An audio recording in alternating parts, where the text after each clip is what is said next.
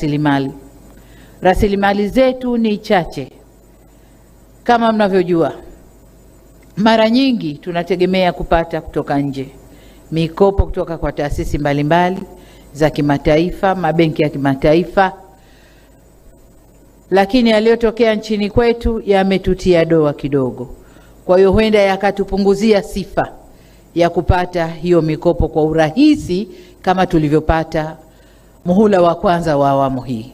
Muhula wa kwanza wa awamu hii tulikuwa tunapata sana kwa sifa zetu, kwa msimamo wetu, kwa kazi tunavyofanya. Lakini doa tulilojitia huenda likaturudisha nyuma. Kwa maana hiyo, tuna kazi ya kutafuta fedha humu ndani. Kutumia rasilimali zetu alizotupa Mungu, tutaangalia njia gani tutazitumia tupate fedha ili tukatekeleze miradi ile ambayo tunakwenda kutekeleza.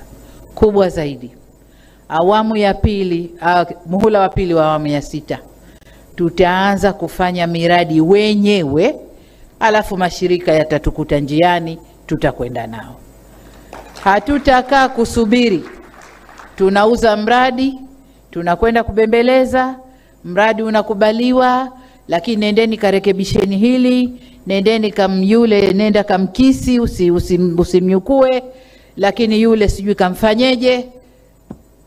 Mradi badala ya kupata approval kwa miezi 3-4, tunachukua mwaka mzima tunabembeleza mradi mmoja.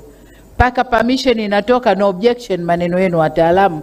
Tuna miaka 2 tunamaliza kipindi chetu. Hatutasubiri hayo. Tutaanza kwa fedha ya ndani. Alafu wale wakimaliza na objection zao watatuunga katikati. Tumeelewana?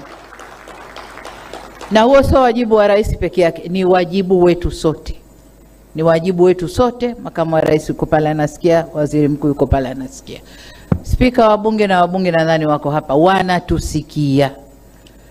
Kwa hiyo huo ndio mwendo ambao tutakwenda nao. Tuliahidi kufanya mambo ndani ya siku 100 za kazi. Nadhani leo tuko kwenye siku ya 10